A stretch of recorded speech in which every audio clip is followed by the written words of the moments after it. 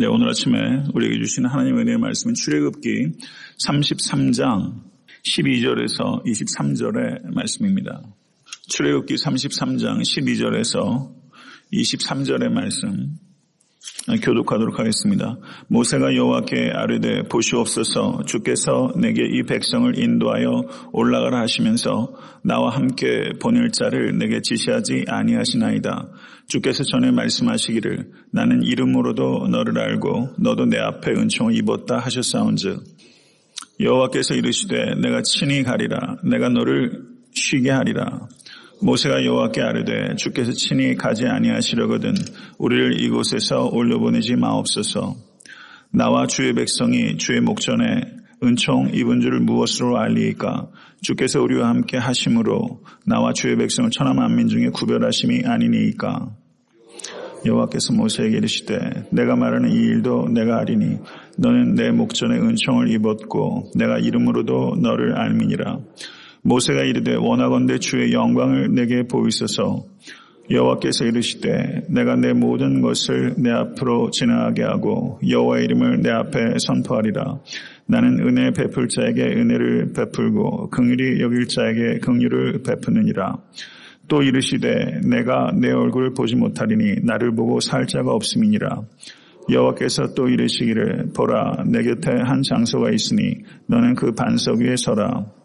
내 영광이 지나갈 때 내가 너를 반석 틈에 두고 내가 지나도록 내 손으로 너를 덮었다가 손을 거두리니 내가 내 등을 볼 것이요 얼굴은 보지 못하리라. 아멘. 하나님의 말씀입니다. 네, 오늘 본 말씀은 그 모세의 중보 기도와 하나님의 응답이 기록되어 있는 부분입니다. 출애굽기 32장 11절에서 13절을 보시면 모세의 첫 번째 중보기도가 기록되어 있습니다. 모세는 첫 번째 중보기도를 통해서 이스라엘을 향한 하나님의 진노를 막았습니다. 그리고 32장 31절에서 32절은 모세의 두 번째 중보기도가 기록되어 있고 이스라엘을 향한 하나님의 용서를 구한 바가 있습니다. 그리고 33장 12절에서 23절 오는 본문의 말씀은 이제 모세가 하나님께서 이스라엘 백성과 함께 약속의 땅으로 같이 올라가 달라고 거듭해서 요청하는 기도가 기록되어 있고 그 기도에 대한 하나님의 승낙이 기록되어 있는 말씀입니다. 하나님께서 모세에게 33장 2절 이하를 보시면 내가 사자를 너보다 앞서 보내어 가나안 사람과 아모리 사람과 헷 사람과 브리스 사람과 히위 사람과 여부스 사람을 쫓아내고 너희를 젖과 꿀이 흐르는 땅에 이르게 하려니와 나는 너희와 함께 올라가지 아니하리니 라고 하나님께서 말씀하셨습니다. 그리고 하나님의 명령에 따라서 모세는 이스라엘 백성에게 장신구를 떼어내도록 했습니다. 이것은 하나님께서 금은 보화를 출애굽할 당시에 전리품으로 이스라엘 백성에게 주셨는데 이스라엘 백성들은 하나님께서 주신 전리품으로 금송아지를 만들게 된 것입니다. 하나님께서 주신 선물을 최악으로 이용한다는 것입니다. 이럴 수 있다는 것을 우리는 경계해야 됩니다. 그래서 하나님께서 이스라엘 백성에게 장신구를 떼어놓도록 함으로 인해서 잘못된 과거와 철저하게 단절할 수 있기를 원하셨던 것입니다. 모세의 중보기도를 보게 되면 모세의 기도는 철저하게 하나님과의 사귐에 기초하고 있다는 것을 우리가 알 수 있습니다. 33장 11절을 보시면 사람이 자기의 친구와 이야기함과 같이 여호와께서는 모세와 대면하여 말씀하시며 라고 기록되어 있습니다. 성도 여러분, 기도의 최고의 목표는 하나님과의 사귐입니다. 내가 원하는 것을 이루어내는 것이 기도가 아닙니다. 하나님과의 사귐을 최고로 목표로 할 때 하나님과 사귀게 되면 하나님을 닮게 되는 법입니다. 하나님을 닮는 것이 최고의 축복인 줄로 믿으실 수 있기를 간절히 바랍니다. 하나님을 닮은 사람이 되게 되면 삶의 여러 가지 문제들을 보는 관점이 바뀌게 될 것이고 그것이 능력이 돼서 넉넉하게 이길 줄을 믿습니다. 오늘 아침에 기도하실 때 성도님들의 많은 간구가 있겠지만 간구의 기도부터 먼저 하시지 마시고 하나님을 찬양하고 감사의 기도로 나아가실 수 있게 되기를 바랍니다. 성도 여러분, 이 좋은 친구 사이는 그 어떤 사이냐면요. 사람이 대면하고 서로 이제 낯을 가리는 사이면 같이 밥 먹으려면 굉장히 어렵습니다. 그러면 무슨 이야기라도 꺼내요. 그러면 정치 이야기도 하고 음식 얘기도 하고 자꾸 이런저런 얘기를 꺼낸다고요. 어색하니까요. 근데 정말 친한 사이는요. 침묵이 불편하지 않아요. 사귐이 깊어지면 꼭 말을 섞지 않아도 사귐이 있어요. 하나님과 기도할 때 너무 지나치게 말을 많이 하려고 하는 조급증을 좀 버려도 괜찮습니다. 기도하실 때 하나님 앞에 가만히 앉아 있으셔도 돼요. 마치 양들이 목자를 의식하면서 풀을 뜯어먹는 것처럼 하나님의 임재 앞에 가만히 앉아 있을 수 있다고 생각합니다. 하나님께서 우리의 내면의 생각까지 다 아십니다. 그래서 기도를 꼭 언어라는 수단을 통해서 해야 된다라는 강박증 버리시고 말로 표현할 때도 있고 그냥 하나님의 임재 안에 거하십시오. 모쪼록 하나님과 깊은 교제 가운데 나아가신 여러분과 제가 될 수 있게 되길 간절히 바랍니다. 근데 모세가 기도하는데 보시옵소서 라고 말하고 있어요. 무엇이 느껴집니까? 담대함입니다. 하나님과 깊은 교제에 대한 확신이 있기 때문에 담대하게 기도할 수 있어요. 주께서 내게 이 백성을 인도하여 올라가라 하시면서 나와 함께 보낼 자를 내게 지시하지 아니하시나이다. 주께서 전에 말씀하시기를 나는 이름으로도 너를 알고 너도 내 앞에 은총을 입었다 하셨사온즉 내가 참으로 주의 목전에 은총을 입었사오면 원하건대 주의 길을 내게 보이사 내게 주를 알리시고 나로 주의 목전에 은총을 입게 하시며 이 족속을 주의 백성으로 여기소서. 모세의 기도의 특징은 담대함에 있습니다. 그리고 모세의 기도의 또 다른 특징은 말씀을 붙잡는 기도입니다. 저를 한번 따라하시죠. 말씀을 붙잡는 기도. 능력 있는 기도는 말씀을 붙잡는 기도입니다.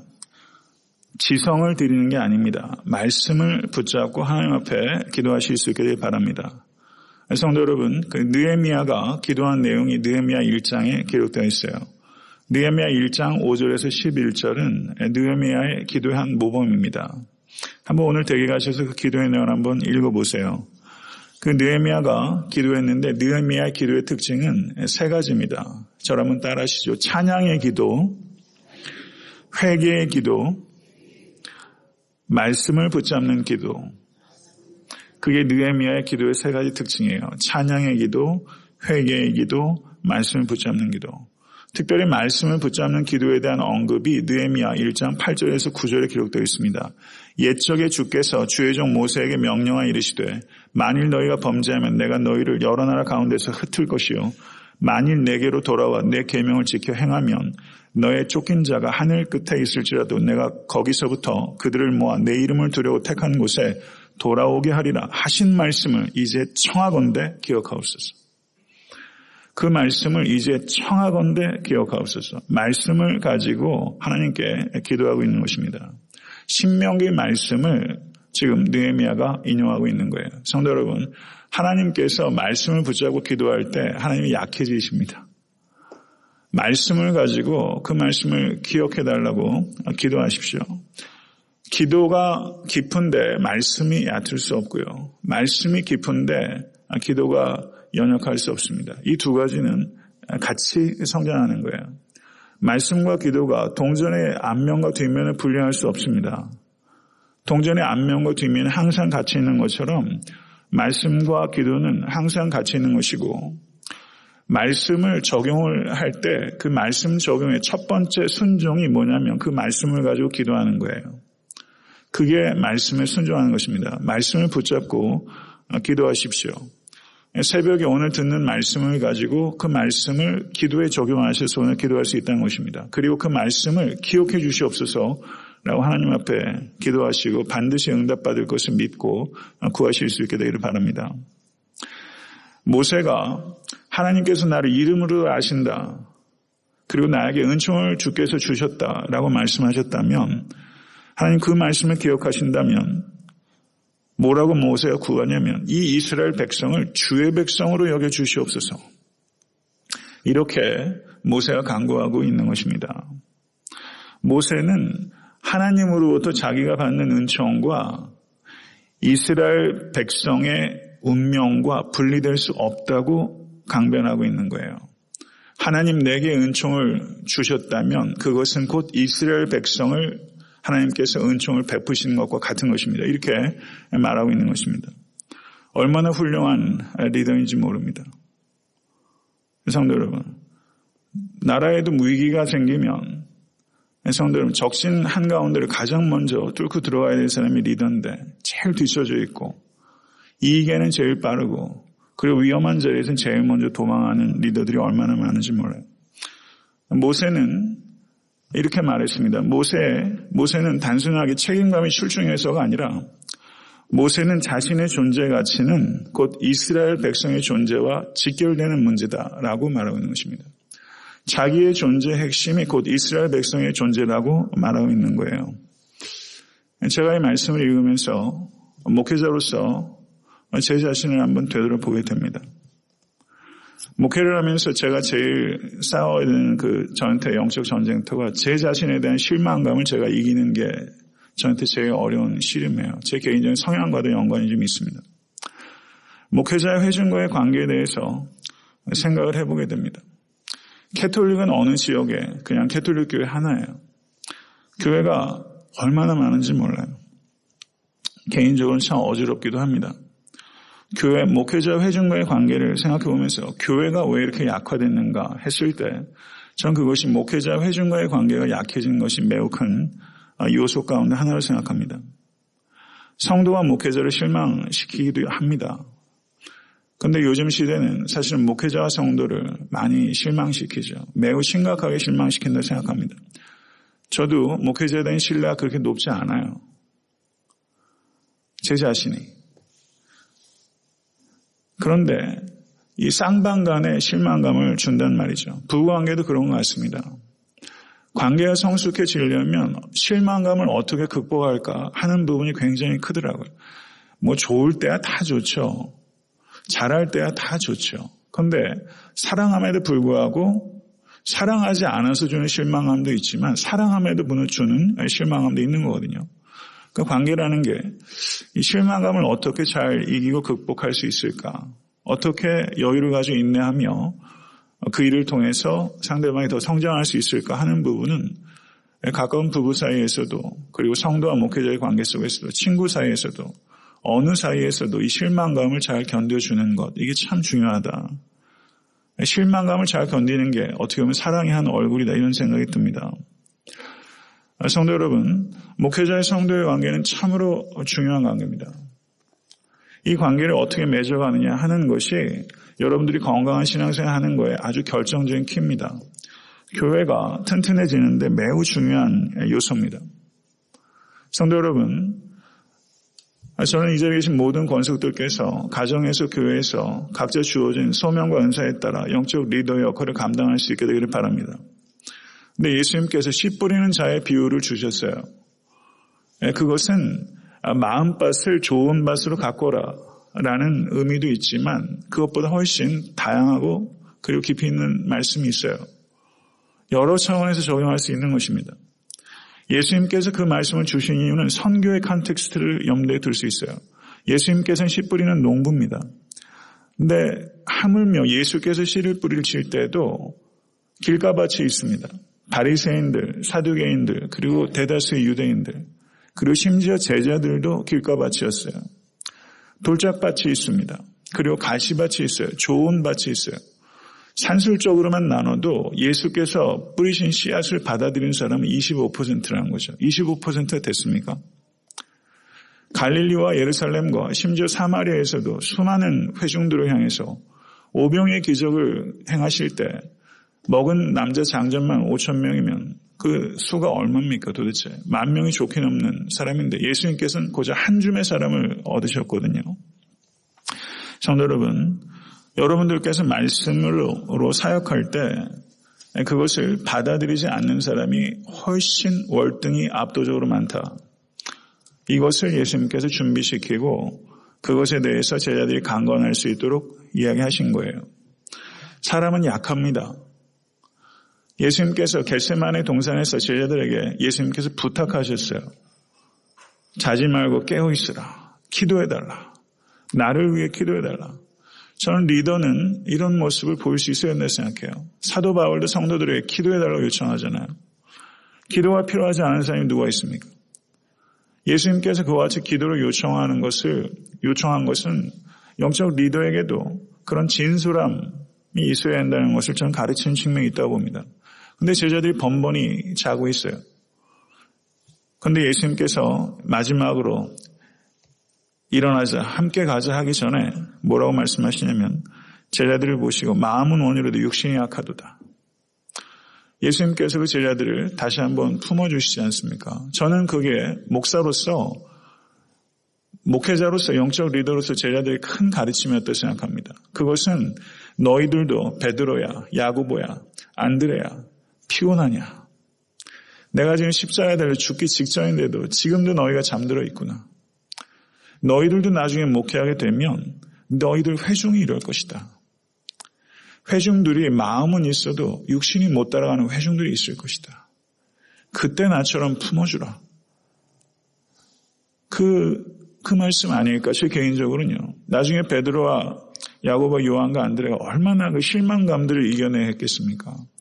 갈라디아서 2장을 보시게 되면 사도 바울이 베드로를 굉장히 견책해요. 공적인 자리에서.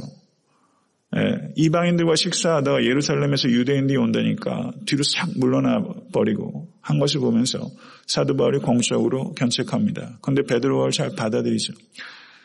베드로가 신학적인 이해나 깊이가 일관성이 떨어진 겁니다.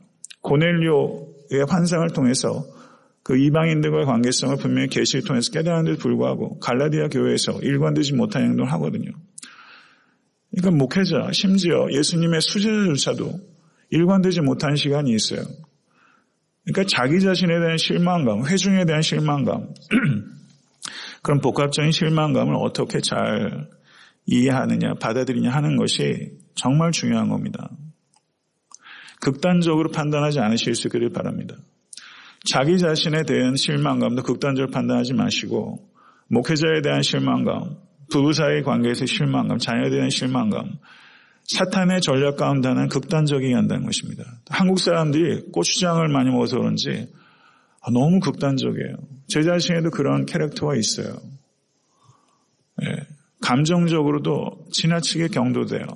차가웠다가 어느 순간엔 너무 뜨거웠다가 왔다 갔다 하는 말이죠. 성도 여러분, 여유를 가지십시오. 사람이 변화되는 건 은혜로 밖에는 변화되지 않습니다. 당대의 의인인 노아도 그 방주에 갇혀서 1년이 넘는 시간 동안 말이죠. 그 땡볕에 그냥 산 중턱에 그 방주를 진다는 건 어마어마한 믿음입니다. 어떻게 그렇게 할 수 있습니까? 저는 말씀한 대로 다 순종하더라. 대단한 사람입니다. 그렇게 할 수 있는 사람은 거의 없습니다. 그런데 그 사람도 1년이 넘은 방주 생활을 하면서 그걸 다 이기고 창세기에 보게 되면요. 밖에 보니까 새들을 보내가지고 나중에 땅이 마른 것을 열고서 봤잖아요. 그러면 저 같으면요. 이젠 됐다 하고 밖으로 막 뛰쳐나올 것 같아요. 땅을 밟아보고 뛰고 막 흙냄새를 맡아보고. 그런데 마른 땅이 있는데도 노아는 뛰쳐나가지 않아요. 하나님께서 나가라 할 때까지 안 나가요. 그런 페이션스는 도대체 어디서 오는 페이션스입니까? 그건 정말 대단한 거예요. 그걸 어떻게 안 나갈 수가 있어요? 안 나가잖아요. 그러고 나갔어요. 가자마자 한 일이 하나님께 예배드린 일이에요. 그런데 어떻습니까? 술을 먹고 하체를 드러내고 실수한단 말이죠. 인간이라는 거예요. 당대의 의인 노아도 누군가가 덮어주지 않으면 안 됩니다. 덮어주지 않아도 되는 인간 딱 한 사람이었어요. 참의 인간이시고 참 하나님이신 예수님입니다. 목회자도 약하고 악합니다. 우리 모두 약하고 악해요. 생각보다 훨씬 심각하게 약하고 악할 수 있습니다. 덮어주지 않으면 공동체는 유지가 될 수가 없습니다. 공동체성은 현저하게 약화돼요. 교회는 공동체가 되어야 됩니다. 교회가 공동체가 아니라면 교회의 의미가 무엇입니까? 하나님의 걸작품이 교회입니다. 그 걸작품을 인간이 너무 망가뜨리고 있어요. 교회의 공동체성이 회복되어야 됩니다. 저는 모세의 리더십을 보게 되면서 어떻게 자기의 존재를 이스라엘 백성의 존재랑 이렇게 일치시킬 수 있을까? 어떻게 이런 리더가 될 수 있을까? 저 사람은 나하고 운명을 같이 하는데, 같이 하지 않는데 모세는 운명을 같이 해주는 거거든요. 성도 여러분, 이것을 깊이 한번 생각해 보게 됩니다. 우리가 공동체성을 얼마나 만들어 가느냐 하는 것에 따라서 예탄트 성경교회는 천국의 모습을 닮아가게 될 거예요. 그렇지 않다면 회중은 늘어나고 기관이 될 겁니다. 기구에 불과하게 될 거예요. 공동체성이 있는 교회는 정말 찾아보기 어렵습니다. 저는 예탄트 성경교회 정말 공동체가 될 수 있게 되길 간절히 바랍니다. 사람의 다과가 문제가 아니에요. 공동체의 모습을 갖고 있지 못한 만명교회 허약합니다. 그건 사상 누각에 한 번에 넘어갑니다. 근데 정말 공동체성을 가지고 있는 100명의 성도는 어마어마한 파워입니다. 저는 그런 후자의 교회를 만들고 싶어요. 성도 여러분, 여호와 하나님께서 함께 가시지 않으면 나와 이스라엘 백성들은 이 시내산에서 한 발짝도 움직이지 않겠습니다. 이게 모세의 기도예요. 여호와의 임재를 이토록 갈구해요.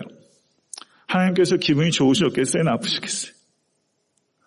하나님께서 함께하지 않으시면 아무 의미 없습니다 라고 얘기하는 거예요. 하나님의 존재를 구하고 있어요. 하나님께서 함께하시지 않으면 아무 의미가 없다는 것을 모세는 알고 있어요. 모세의 정체성은 하나님의 임재입니다. 이스라엘 백성의 정체성은 하나님의 임재예요. 하나님의 임재가 없다면 모세는 없는 거예요. 하나님의 임재가 없다면 이스라엘 백성 구별된 백성이 아닙니다. 하나님의 임재가 생명이에요. 그것을 모세는 이야기하고 있는 것입니다. 그랬더니 여호와 하나님께서 내가 친히 가리라, 내가 너를 쉬게 하리라 이렇게 말씀하시기에 이르렀습니다. 주께서 친히 가지 아니하시려거든 우리를 이곳에서 올려 보내지 마옵소서. 나와 주의 백성이 주의 목전에 은총이 입은 줄을 무엇으로 알리이까? 주께서 우리와 함께 행하심으로 나와 주의 백성을 천하 만민 중에 구별하심이 아니니까. 이 말씀을 보세요. 주께서 함께 하심으로 나와 주의 백성을 천하 만민 중에 구별하심이 아니니까. 이스라엘 백성과 이방 민족을 구별하는 기준은 뭐예요? 여호와 하나님께서 함께 하시는 겁니다. 여호와 하나님께서 함께 하시는 사람이 하나님의 백성입니다. 성도 여러분, 우리의 정체성의 핵심은 여호와 하나님의 임재입니다. 여호와 하나님께서 나와 함께 하시는 것을 귀히 여기지 않으신다면 천국 생활은 매우 보링할 거예요. 천국은 여호와 하나님께서 항상 영원토록 함께 하시는 곳이 천국이에요. 그게 천국의 핵심이에요. 그런데 이 땅에 살면서 하나님의 임재를 구하지도 않고 하나님의 임재를 즐거워하지는 않는다면 천국 생활은 생각보다 좋지 않을 수 있어요.